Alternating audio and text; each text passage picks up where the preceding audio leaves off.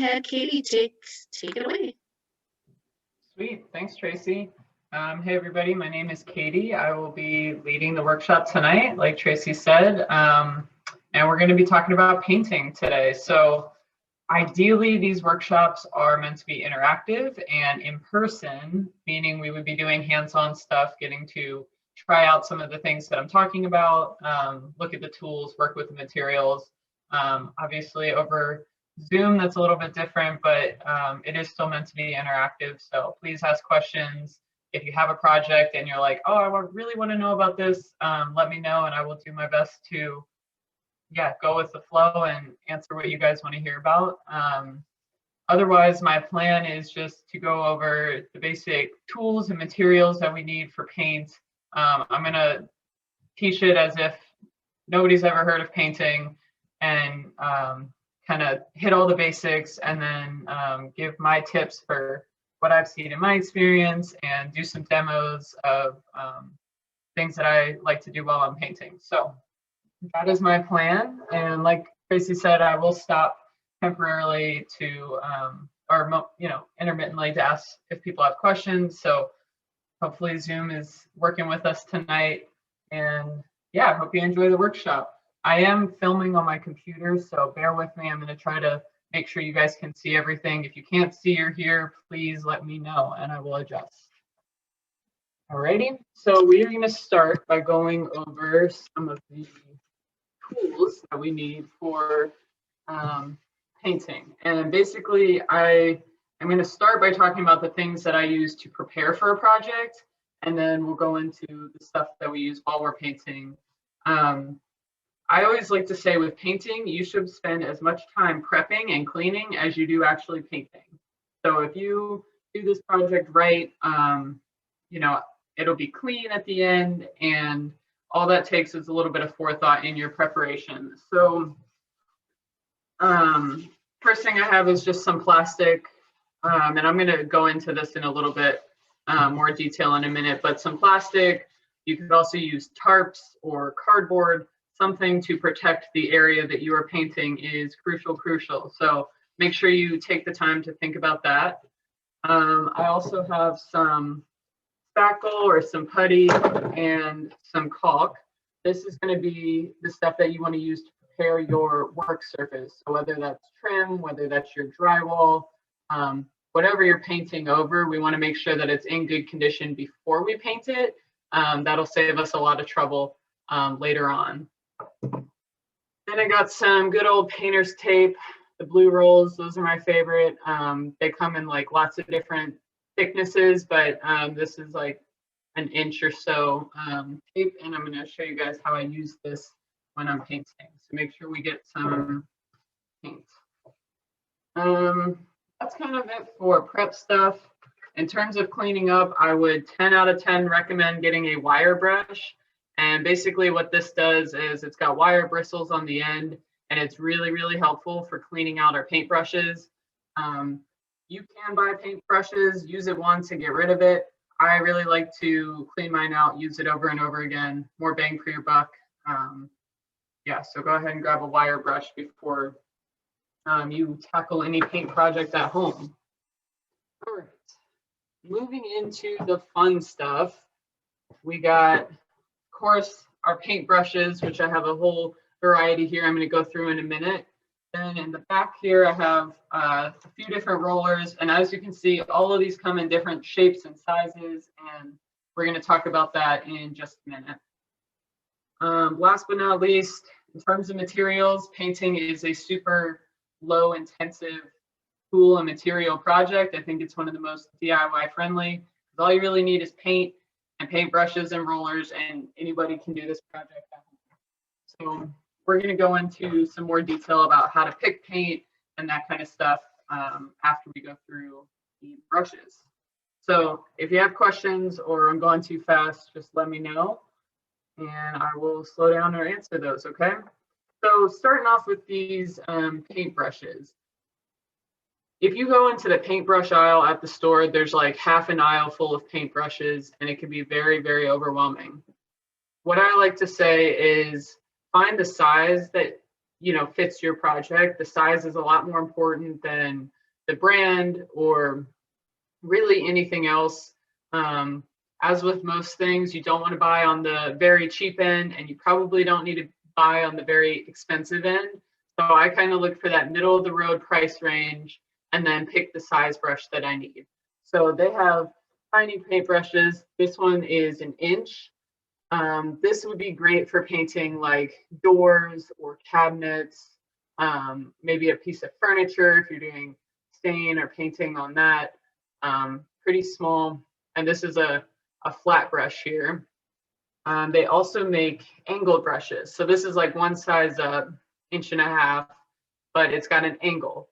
And the angle is really great for any kind of cutting in, right? If we're going to be doing an edge, this angle really helps me get a nice edge line, whereas the straight brush, you just kind of have to force it a little bit more. The angle is meant to go just right at that straight edge, like you're going into a corner, basically. And I'll do a demonstration to kind of illustrate that, but I really like the angled brushes. Those are kind of my favorite. Then we got doors, 2-inch brushes, and these are great for like a bit bigger projects. Maybe we're doing like our baseboard, our trim, something that's 3 or 4 inches wide, covers a little bit more ground, so we're not there all day with this 1-inch brush, but it's not super big either, right? So that's kind of a good standard size. I think my favorite brush is a 2-inch or a 2.5-inch angled brush. And again, that's got my angle on it. And basically this is kind of fits all the needs that I have, right? I can paint on the wall, I can do touch-ups, I can do my baseboards with this.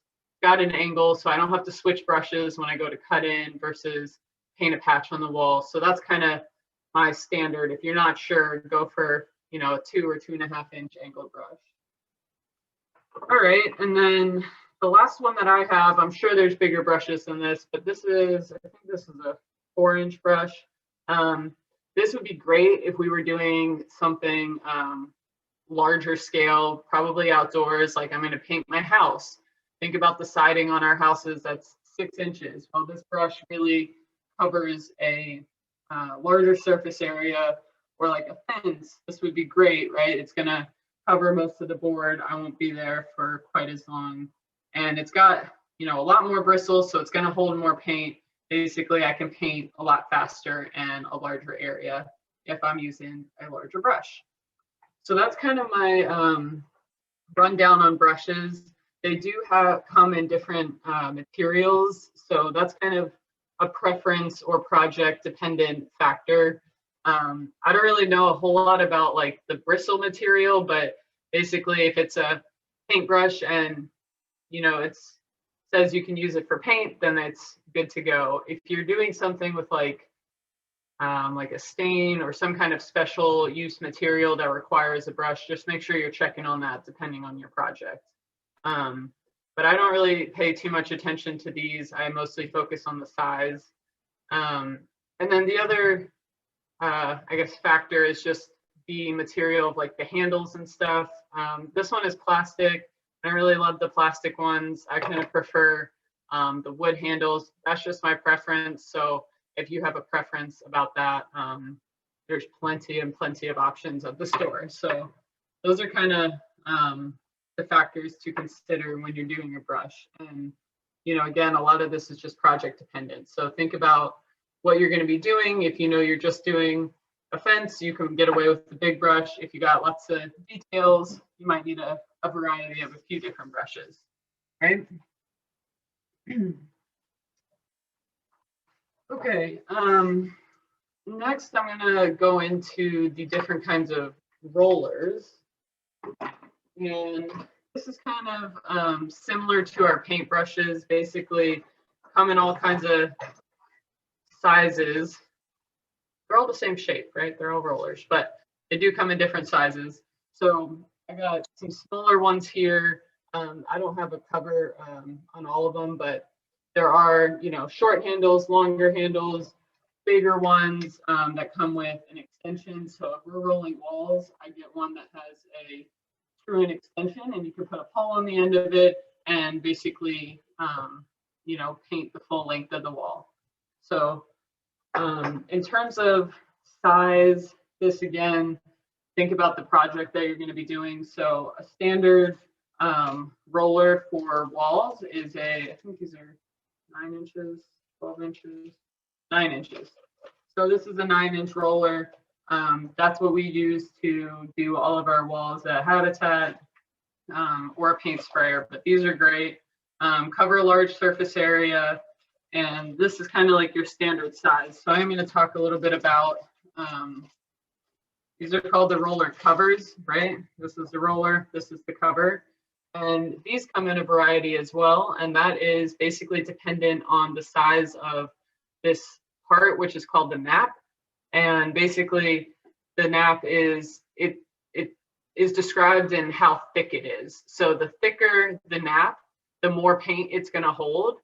And so this is going to be dependent on what we're painting. So if I'm painting a really smooth surface, then I can use a roller that's thinner, or like this one is foam. It's not going to hold as much paint, but it's really good for a smooth surface because it's not going to, you know, put too much paint on my surface, which could actually be kind of a mess, leave a lot of lines in it. I don't want to see all that. I just want enough to cover it. So this would be great, or a thinner nap. This one is a 3/8 inch, and all this is, I'm finding this right on the cover here. So this is what you'd be looking at in the store. This tells me my size here, how many inches long it is, so I know to get the right one for my roller. And then over here, it's telling me how thick my nap is. So this is a 3/8. That's going to be used for like drywall, plastered walls, something that's relatively smooth, doesn't have a whole lot of texture. If you were painting something that, like, maybe you had texture on your walls, or like a popcorn ceiling, or something that had a lot of divots, a lot of grooves that you were trying to get into, you would want a thicker one, right? They come into like, I think like an inch, inch and a half, up to an inch and a half. So if I was painting like, you can kind of see this OSB on my little table here. If I'm painting something like this, I'm going to want something that's holding a lot of paint, has a lot of area that it can really get into the grooves, right? If I'm painting something flat, like you know, my front door, or I don't know, if you're painting like concrete or something, you can use a smoother one, right? So any questions on rollers or paintbrushes, let me know. I am going to do a little bit of demonstration too about how we go about using these, but this is just to help us get started in what we need for our project. So in terms of where to get all of this stuff, I'm going to talk for a second, so I'll put it on my face. You can find all of this material-wise at, you know, your basic hardware stores. So Home Depot, Lowe's. If you have a paint store like Sherwin-Williams or something like that, they'll have all this material here. One thing I would recommend, if you don't have any of this stuff and you need to get like everything, they make these like paint rolling kits, and it's the best bang for your buck, I think. You know, they again come in a price range, but for like 10 or 15 bucks, you can get the roller, 2 covers, a paint tray, a brush, basically everything you need to get started for a lot cheaper than if you buy all of them individually. So I don't want to buy a $8 brush, $2 this, $2 that. You know, it kind of adds up quick. But so that is something to look out for if you need to get everything, right? Okay, so now I'm going to talk about paints in terms of how to choose our paint for our project, right? So I have just some basic, I just got a couple little samples here. In terms of brands, I don't know if you guys can see this at all, but I have a Behr paint right now. Behr is a super great brand. They're really high quality. They are on the more expensive end, but I think it's you know, a good good idea to invest in your paint. You don't want something super cheap that's not going to be, the highest quality. So in terms of brands, Behr, Valspar, Glidden, PPG, all of those are great brands of paint, and some of that's just going to be dependent on where you shop. Like Home Depot only carries these brands, Lowe's only carries these brands. They're probably about comparable. And again, I kind of go middle of the line price-wise. You really don't need the highest, cost paint unless, I don't know, you're doing something super fancy, right? So in terms of if you need primer or not, what I recommend is if you are painting over walls that are in a good condition, and like let's say we have white walls in great condition and I just want to go to a cream color instead, you probably don't need a primer. If you have a really dark colored wall and you're trying to go lighter, then a primer really helps give you a base coat so that your old color, your darker color won't shine through in the end. Basically, the primer is going to cover some of that up so you don't have to buy as much paint, which is normally more expensive, and do like 3 coats, right? So the primer helps with that.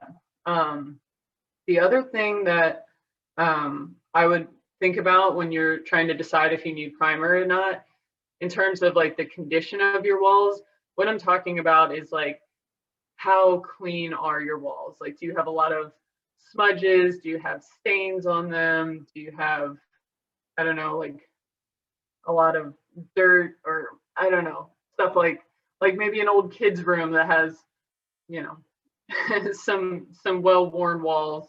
Primers will help to cover up smudges and stains and stuff that we don't want to shine through in our freshly painted walls. So that's what I would consider when doing primer. You can get primer and paint in one, and I guess that just depends on, if we're going to be, if it's like a garage or something, then you could probably do a paint primer in one, put up a coat or two, and you're good to go. If it's going to be a room that you spend a lot of time in, then I would put the energy in to make sure that it's going, you get the best quality paint job, I guess. In terms of exterior and interior paint, I get a lot of questions like, can I use my interior paint outside? Can I use my exterior paint inside? The answer is no. So they are interior and exterior for a reason, and yes, they do have differences. So basically, the exterior paint is meant to be more resistant to weather and to UV rays and to water, right? So that is great. That is perfect for outside. It doesn't mean that we want to bring it inside because it's more durable, right? So the reason that it works well outside is because it probably has more chemicals, more what's called VOCs, which are volatile organic compounds. That's the stuff that's not as good for you to be breathing in an enclosed space, which is why we don't want to be using our exterior paints inside. The question about whether or not to use primer over new drywall. I would use it over new drywall, yeah. The drywall is going to soak up a good amount of paint right from the beginning. So if you use primer on that, then it'll give you a nice, like, smooth layer to paint your finished coat over top of. So yes, I would recommend that for new drywall. Any other questions? Just, yeah, buzz in, chat, or unmute and ask. Interior paint, great for inside. You have a lot more flexibility to get the paint that you need. So maybe you want a paint that is low VOC, low chemical, or you want one that's 1 coat coverage guaranteed. They have all of those options for interior paint, so you have a lot more flexibility to pick that. The interior paint is not going to do well outside. It's not going to last as long. It will, you know, it's not water resistant necessarily, and yeah, it's not going to hold up over time. So use the paints interior for interior, exterior for exterior. I know that seems obvious, but I get a lot of questions about it. So the other thing, I got a question. Yeah. Do they make paint for ceilings for the bathroom that are waterproof? No, I think that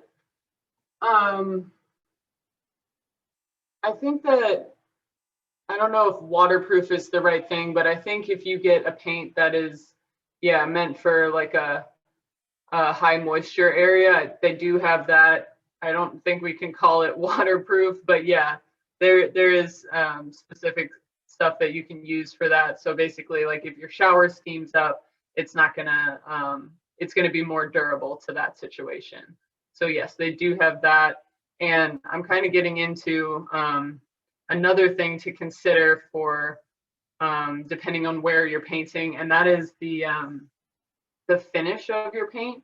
So what I mean by this is the like glossiness basically of your paint. It's called the finish, but this will be a paint, you know, this will be a choice when you are standing at the counter ordering paint. They're going to say, okay, what kind of finish do you want?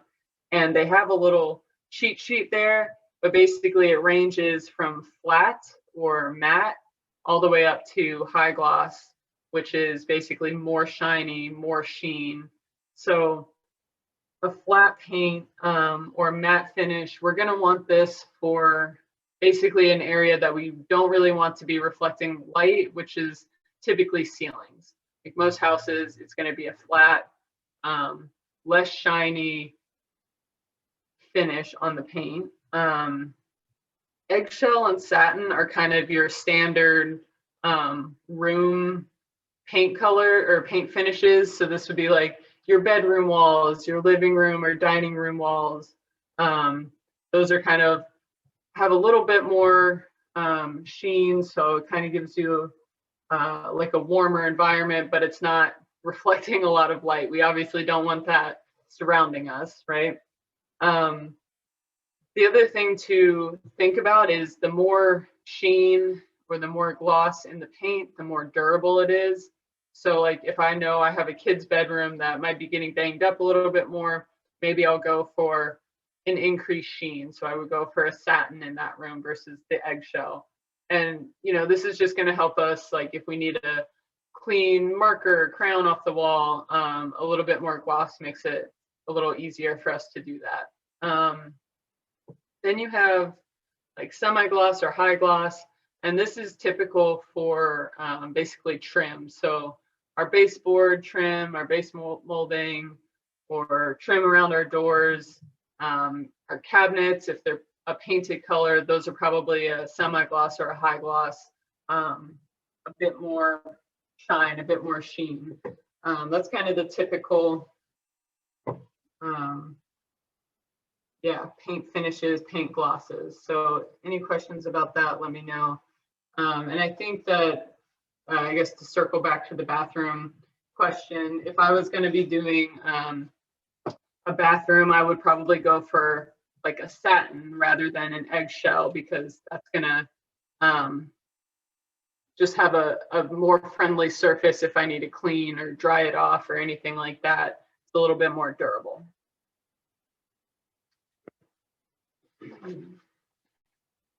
Okay, so now I'm going to move more into the kind of painting project. If we were going to be doing a project at home, how would I go about starting this project? How would I prep it? What do I need to do, basically? And I'm going to kind of try to walk through some of the steps in my little setup, and I think it'll go okay. So first thing when I'm prepping for a project is to start preparing my walls and my stains to actually be painted. So what that means is if I have any kind of, you know, things in the wall, holes that need to be patched, nails or screws sticking out, I want to go ahead and prep all of that before I start. So what that would entail is we'll see how this goes. What that would entail is using my spackle, right, to putty, using my caulk. I'm not going to go, I'm not going to probably use all of this because I'm going to try to paint over it in just a second, but let me see if I can.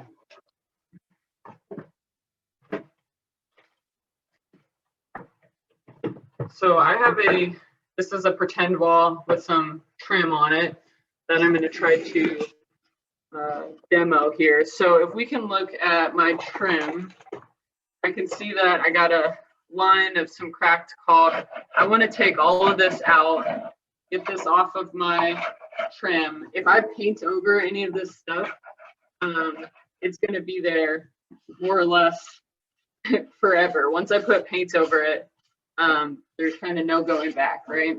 So I want this all cleaned out. Then I would caulk along this edge, right? So I don't want any gaps or anything like that. I would put caulk all over this line. And again, I'm not going to do that just because it'll still be wet when I try to paint it. I do have some of this spackle that this is what I want to use for going into my nail holes. So you can use your finger to do this, or get a putty knife. And basically what I want to do is fill this right into my hole, fill it all the way up. I like the kind that starts out pink and then when it's dry, it turns white. That's a good idea to just get a better idea of when it's ready to be painted. And so what I do is I put it on kind of generous. Once this is dry, you can come back with a little sanding block and just take off any of the excess. And basically, we want it to be totally smooth and we can just paint right over it. I'm going to do this up here too. But any things in my wood, any old screws, nails sticking out, I want to go ahead and fill those at this point. I also, during this time, want to be cleaning my walls if I need to. So if I have any bad smudges or smears or, you know, things that I'm worried about sticking through or showing through my final paint covering, I want to be doing that now before I paint. I also recommend like dusting for cobwebs. So if you have a bunch of cobwebs up in the corners or anywhere in the walls, we don't want this to be getting trapped in our paint roller as we're going. So I would recommend doing that now, right? So once I got my spaces all prepared, the next thing that I would do is start putting down my plastic, right? So this is just a roll of plastic that it opens up into a 4-foot section. So if I was going to be doing, you know, a room with carpet, I might roll this out across my room so I don't have to worry about the carpet at all. You can throw it over your couches so you don't have to move all your furniture out of the room. I kind of bring everything to the center of the room, cover it up, especially if you're doing your ceiling or even your walls. You know, when you're rolling it, you know, moving the roller, it does spray little bits of paint sometimes. So if you're like, this doesn't seem necessary, do I really need to do it? I would recommend it. So get all your furniture covered up. And one thing to just, I know it's obvious, but I'm going to say it anyway. If we put this down on the floor and get paint on it, that is what it's there for, but we do need to be careful that we're not then stepping in a bunch of paint and walking to the rest of our house, right? So even if it's on the floor covering up, we do still want to try not to spill paint. If we do, it's a lot easier to clean up paint when it's wet than letting it dry all over the place. So do still pay attention to that, right? So now I got everything covered up. The next thing that I'm going to do is tape. And so what you're taping depends on what you're going to paint first. So when we're doing this tonight, I'm going to paint my wall, which is really just a sheet of plywood. I'm going to paint my wall. So what I'm going to do is I'm going to tape this edge of the trim so that I don't get paint all over it. So taking my painter's tape out, I love this stuff. It comes off super easy. It's great. I would definitely recommend it. So I'm going to start right on this edge where you guys can't see. But basically what I'm looking to do is get my tape just covering the trim here, not on the wall that I'm going to be covering at all. So I'm going to just go down flat, and I usually like to set one end here and then kind of work my way down the row, making sure that I'm staying tight in that corner. And just like this. And then when I get to the end, flip it off and I'm good to go. So it doesn't take too long. You can do it in one long row like that, or you can, break off a couple feet sections at a time and then just make sure you overlap. We don't want any gaps in this tape while we're painting, right? So if I was going to start with painting my trim, or I finished my wall and then I'm going to paint my trim, then I would do the opposite of this. I would put my tape on the plywood section here like this and go into the corner in the same way, but obviously covering up the wall and leaving my trim exposed. So next step with the taping, it does kind of take a little bit, but you'll see how quick it is for me to go down here with the paintbrush. I would tape around all of my trim. So if I was in a bedroom, this would be all of my base mortings, up and over the door, around the windows. It makes your life a whole lot easier. And then when we're done, we just rip it off and it's clean and beautiful. It's great. The next thing I do is I like to cut in first. And what I mean by cutting in is basically with my paintbrush first.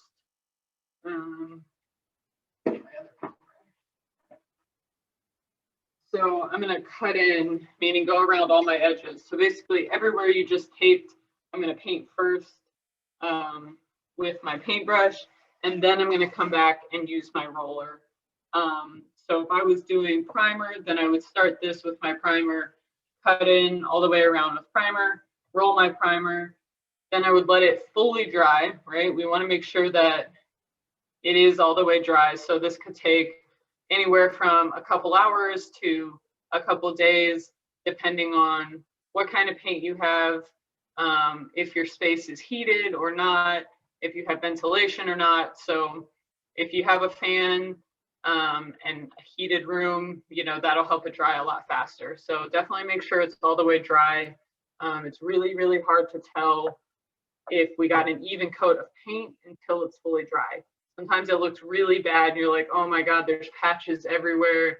Don't go and start painting over it. Let it fully dry, and then you'll be able to tell, yeah, I really did miss this section. But a lot of times it dries and you're okay, right? So don't mess with it once you've painted it. Let it dry. Okay, so I'm going to go ahead and start doing a little demonstration here. And obviously I have the tape in this setup, but I will talk about how to cut in. If you wanted to do that without using tape, it is possible. It's a little bit harder though, right? So I have some fun Christmas colored paint samples. I know we're a little bit late, but this is a nice red kind of clayey color. And that's going to be my wall color, just decided. So what I have here is a paint tray, and actually this is a liner, so it's not actually a tray, it's just a plastic liner. Normally this goes inside your tray and basically saves you some trouble at the cleanup, so you don't have to like scrub out your entire paint tray. But I'm just using it as my tray tonight. So I have my paint in here and I'm going to start painting.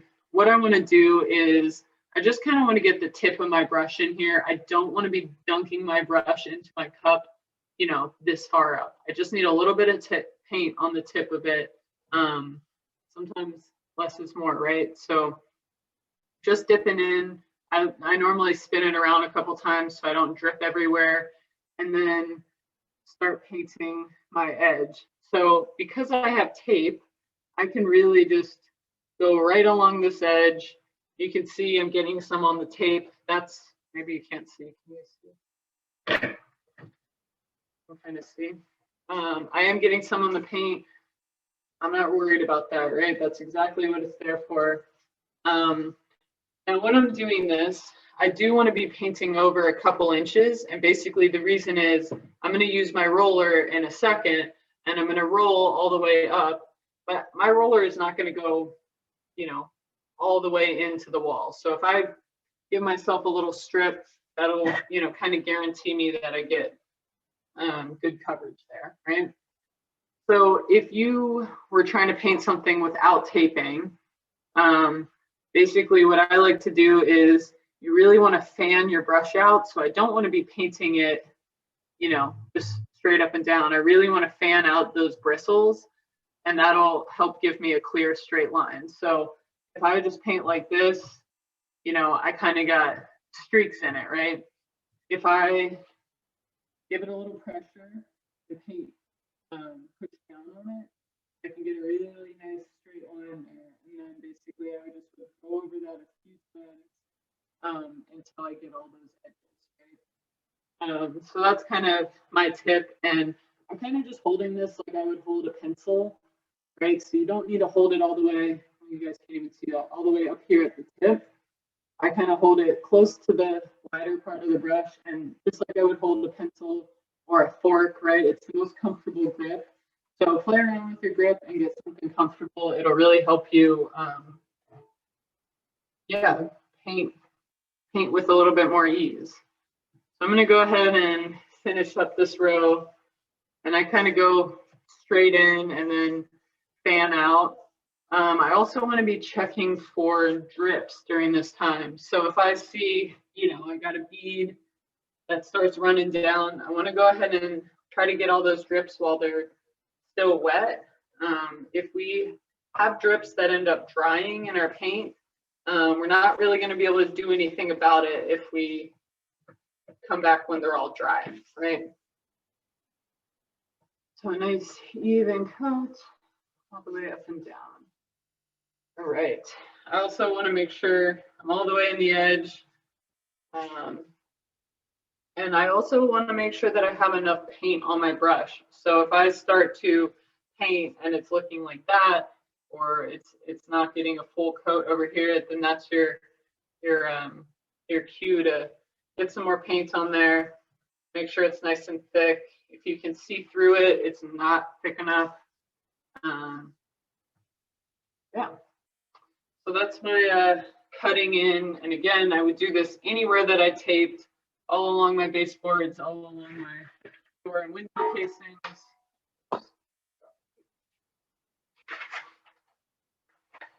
Okay. And then moving on to the roller. So I'm going to use,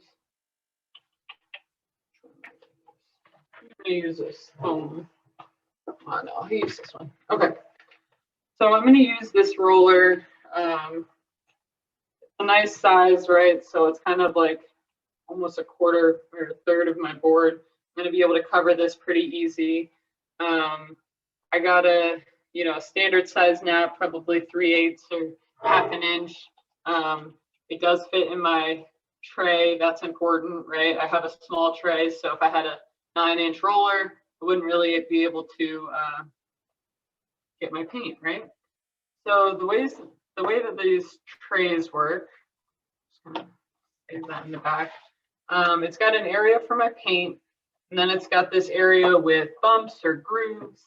That is for me to roll my brush in after I dip it in the paint, and basically this is going to help me get off all the excess paint. So I don't want to just dunk this in here and then drip it over to my wall. I'm going to dip it in, kind of try to fully cover it. The first couple of rolls are a little weird because, it wants to, it's a little bit uneven. So I've dipped it, and then I'm going to roll it here, help me get off the excess. I want to make sure that I'm not dripping all over the place, right? Okay, so then I'm going to come over to my area and start rolling. And basically when I first start rolling, I have a lot of paint on the brush. Got a little flake in the paint.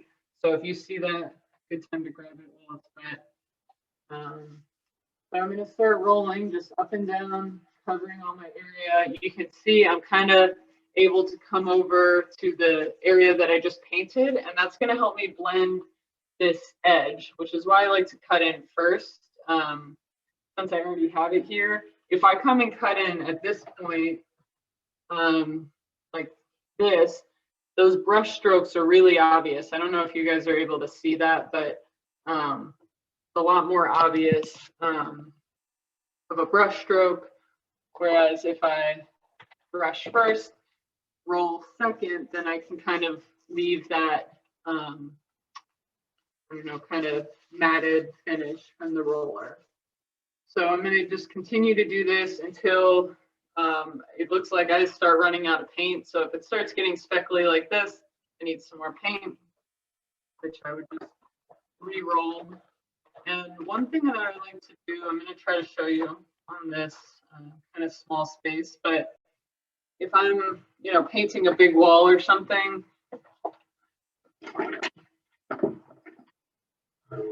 I kind of like to use this pattern, like a W pattern. And basically I make the shape of a W. And this helps me kind of distribute a lot of the paint while I have, you know, the most paint in the roller. And then I can come back and work on smoothing it all out, right? So I've gotten a good amount of my paint off, and I'm able to try to come back and get a nice even coat, right?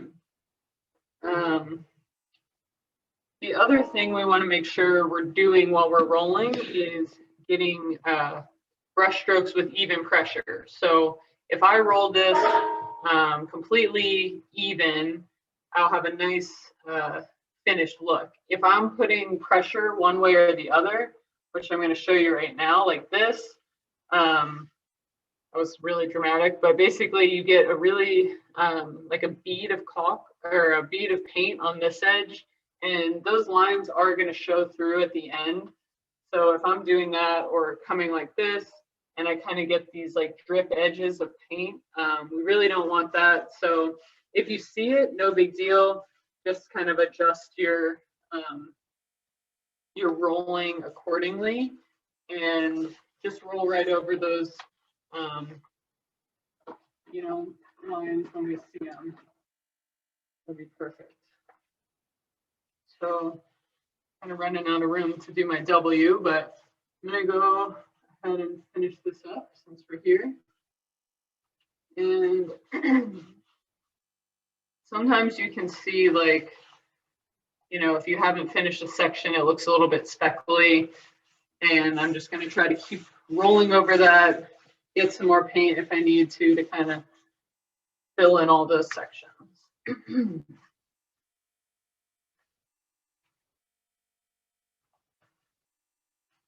A little bit more here at the end.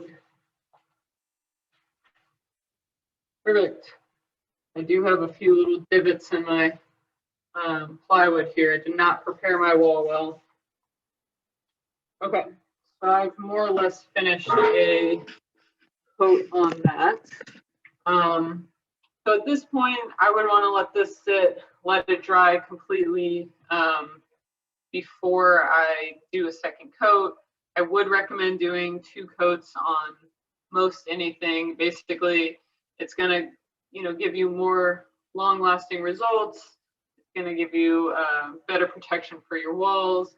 If you did miss anything, you'll definitely cover it in a second coat. So if you do your first coat generously, the second coat goes a lot smoother. You don't have as many spots that you're like, oh, I'm kind of worried about this spot. It looks a little thin, right?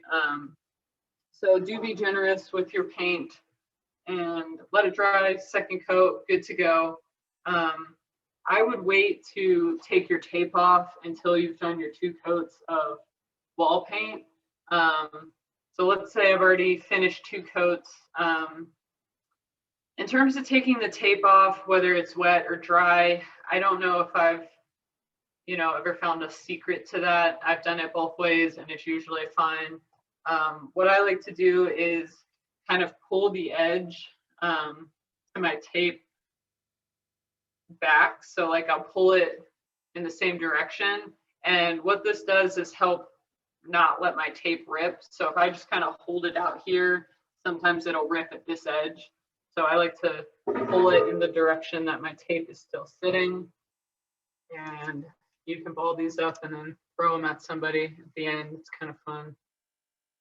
So that is off, and I have a nice, beautiful, clean edge there.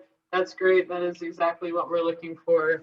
I'm not going to retape this to do the trim, but in theory, if we were about to paint this, I would paint this whole edge. Everything that's white now, I would paint, which I'm going to do a little bit of so we get our Christmas magic here. I have some green.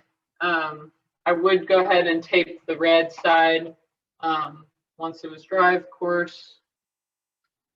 The other thing I didn't go over yet, but is worth saying, is make sure that your paint is well mixed. So if you are picking up paint from a store, right, Lowe's or Home Depot, and it's a colored paint, they're going to mix it for you automatically when they put the color, the pigment in. If you have a paint that's been sitting for a while or it's kind of old, you do want to go ahead and either get a drill bit that stirs, or a paint stir, which you can also get at the store, or I like to shake it for a couple minutes, turn it upside down, make sure all those pigments from the bottom and top have fully joined together. Yeah, you got to do that. If not, the wall you paint at the beginning and the wall you paint at the end might be a different color slightly, but still. So I got a different 2-inch angled brush that I'm going to use for my trim. For this, I would just be using a paint bucket, probably like a little paint can. Right now, I'm just going to dip right into the roller, or the paint can, I mean. And for this, I'm not really going to be able to paint this edge very well because it's still wet. But basically, I would want to be going along this whole face and good amount of paint for this one. It's my Christmas colors here. Painting all up and down the face of this. You want to make sure we're getting in all the grooves. So this is like a door casing, so it's got, let's see down there, you know, raise, hip, raise, another groove. So make sure we're using our brush to get. Caitie, it's hard to hear you from over there. I think you're too far away from your microphone. Okay. That's better. That's better. I'm talking to the computer. So I was just saying, making sure that we're getting in all of these grooves and yeah, making sure we got nice full coverage. So you can kind of see my 2-inch brush is like perfect for this. I can basically reach the whole width of my trim, which is perfect. I'm just going to go ahead and finish this one out. The spots that I puttied look pretty good. We were doing this for a finished product. I would definitely want to sand off that, just get out any other little imperfections and have a flawless look at the end, right? Okay, that's kind of my whole trim here. And again, I'm not really able to paint this other edge at the moment because it's wet, but if it were dry, I would want to go in this whole edge like so, right? And getting that whole edge. Pretty good for no tape freehand, right? Just like that, right? So I would go around, do all of my baseboards. You might not need 2 coats on your baseboards if they're not brand new. a lot of the baseboards come already primed. So it's got like a, a factory base coat on it. If you are just repainting a room, you might decide, hey, my trim's already white, I want it to stay white, and you don't need to do it. That's great.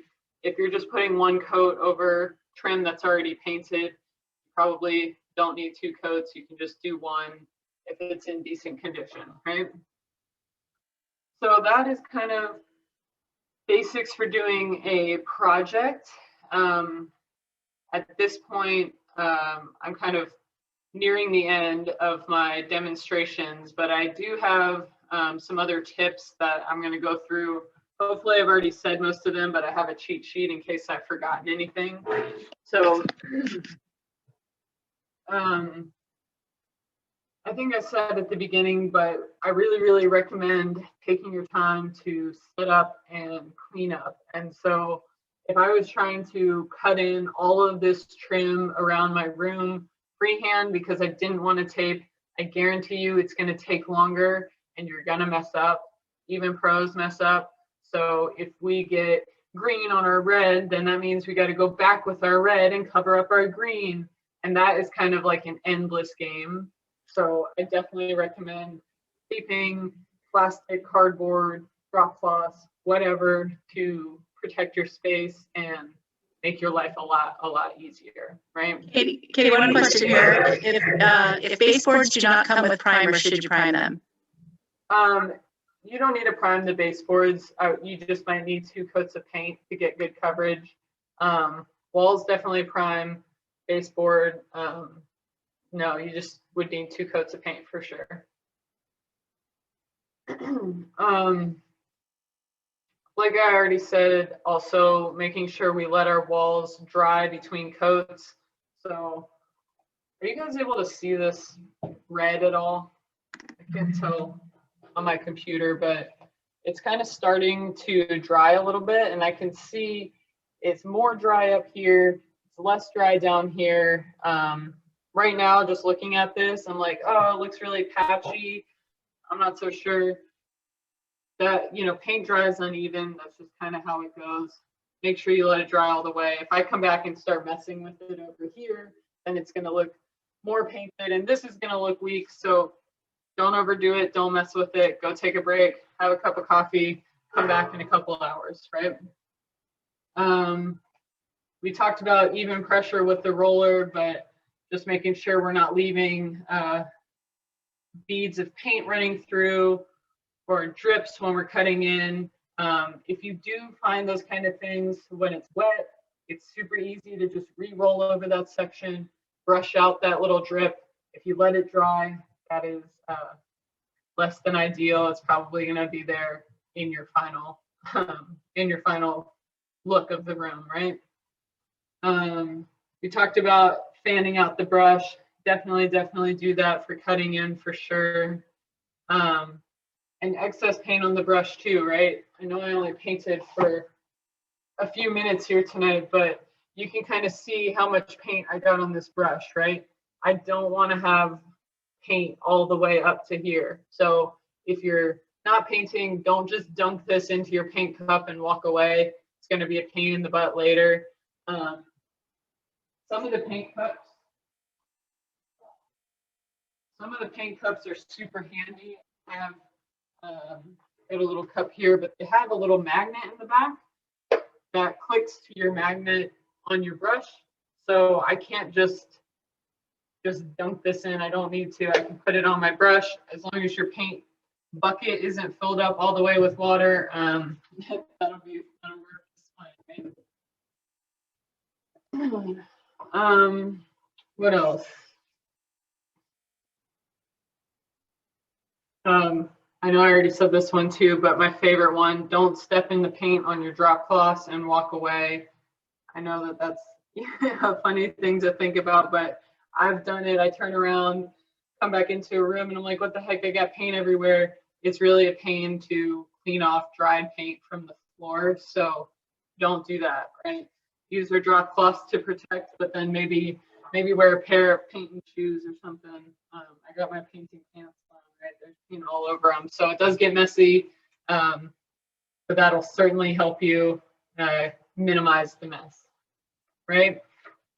So the last thing I guess I wanted to touch on was just cleaning up our project. So if we're going to be coming back to do a second coat, we probably don't need to wash out all of our rollers, all of our paintbrushes if we're going to come back later that day. So one trick that you can use is putting your stuff in a plastic bag, you know, put it all in a trash bag, keep it airtight. The paint won't dry out.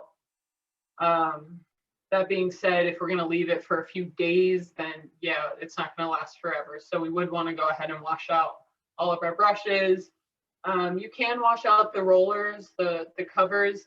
It takes kind of a while to get all the paint out. It's kind of a pain, but you know, it's worth it. Like, I'm not going to use this red to go and paint a white wall, but if I'm going to do a second coat on my red, then I'll wash it out, use that again. It's really only good for, you know, 2, maybe 3 uses, but probably just 1 or 2 uses on the covers, right? Brushes, if you clean them out thoroughly, then you can use them for a while. The other thing that we want to do is decant all of our old or our unused paint. So if I have a, you know, still I have a pool of paint in here, I want to go ahead and put that back in my container. You don't need to waste that. It's perfectly good paint. We'll just put it back in there, use it again when we come back tomorrow. At this point, you could either trash your paint liner, right? The liner that we use, you could wash it out. You could just let it dry. Normally, I just take out all my excess paint and then I'll just let this red dry on top of the other 2 colors that I've used in here. And then when I add more paint in, it'll be good to go. As long as you get all that excess out. If you leave the excess in, sometimes it's kind of weird. You come back to a surprise later. Got half-dried paint puddle, so I don't recommend that.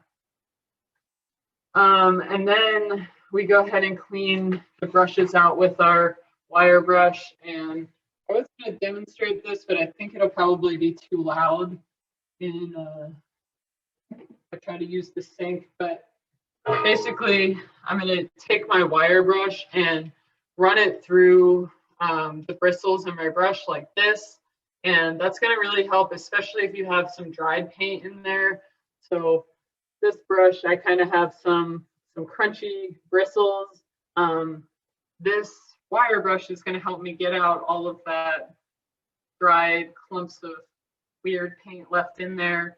Ideally, you wash your brushes out like I'm going to do right now while they're wet, so you don't have to deal with any of the dried mess on them.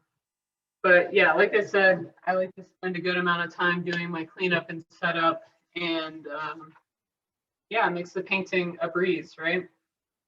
So that's kind of the end of my little paint spiel. If you guys have questions, then please let me know. I think, Tracy, one thing I was thinking about is I usually do a PowerPoint with these, but maybe we can send that out to you know, everybody registered tonight. It basically has everything I just talked about plus pictures, which is a lot, you know, really useful for just referencing things. And if some of this was hard to see, you could definitely look through that. So I hope you guys enjoyed the workshop and hope you learned something. We'll be doing these 2 a month on Wednesdays. So hope you guys come back to another one, invite your friends and family. We really appreciate everybody's support.